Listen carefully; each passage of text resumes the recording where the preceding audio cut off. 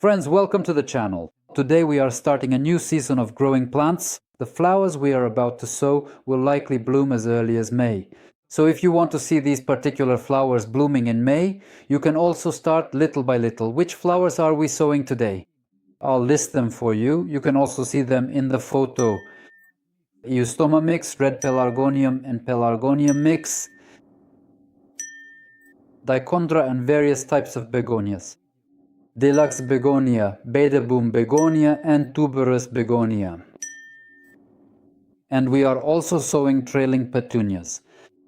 Pechoa is a new variety of trailing petunias, something in between calibrachoa and petunia, and various easy trailing petunias. These are the kinds of flowers. We're about to start sowing them now. Depending on the size of the seeds, we will adjust the depth accordingly. But the vast majority of these flowers have tiny seeds, such as trailing petunias, begonias, and eustoma. The seeds of these plants are very small. We will be sowing them on the surface.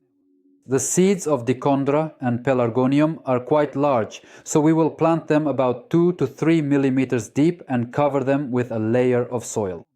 To carry out the sowing, we will need quality soil. We will be using Domoflor, the green one. I showed it earlier. Before using it, we moistened it a little, took these trays and labeled them. We don't have a lot of seeds, so of course each row is for a separate flower. We've labeled them so that later we can see which flowers are sprouting and developing in each row. We poured in as much as we needed. And I made some small furrows. These are guide furrows. We simply lay the seeds along them and water them. Here for the pelargonium, I made 3 of them. The depth is 4 millimeters. Now we'll cover these up. Let's lay out the seeds.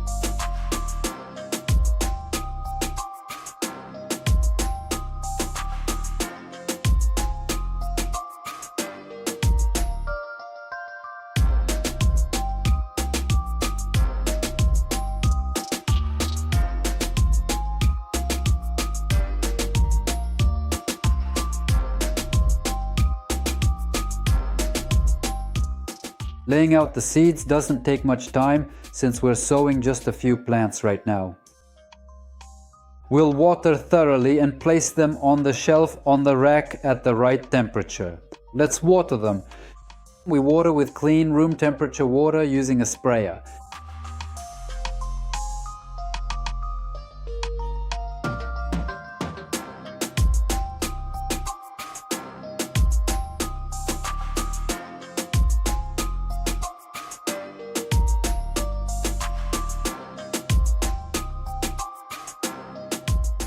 After thoroughly watering, we cover them with lids. If there are no lids, we've cut some plastic film, so we cover them with the film. It's important to do this so that moisture doesn't evaporate at the initial stage before sprouting, and so the seeds germinate faster. After watering and covering them, of course, we place them on the top shelf of our rack. I've already filmed a video about the rack, explaining what it's made of and which lamps we use. So friends, if you're interested, here's the link on your screens. You can go and check it out. We place all the trays in a closed state. This is important because the microclimate will be maintained not only in this compartment, but also directly above the seeds. Right above the seeds themselves. And we arrange them however we like. There's plenty of space on the rack because these are just small initial plantings. Look, there's a thermometer here, 23.3 degrees. The ideal temperature range is from 22 to 25 degrees Celsius, above zero. And we cover it with this curtain, which will maintain the microclimate until the seeds sprout. If the temperature gets too high and the heating comes from these two lamps warming up, then we just do this a little bit. We can fold the corner like this. If that's not enough, we fold another corner. This is only if needed, if the temperature gets too high. Right now, that's not the case. We leave everything covered like this for now. Of course, always. We can always come and check the temperature, and then in a day or two, we'll see if the first sprouts have appeared. As soon as they appear, of course, we'll take the next steps, which we'll discuss with you separately. Friends, with this, the sowing of the first seeds this season, I declare it finished, but remember that sowing seeds is the easiest part.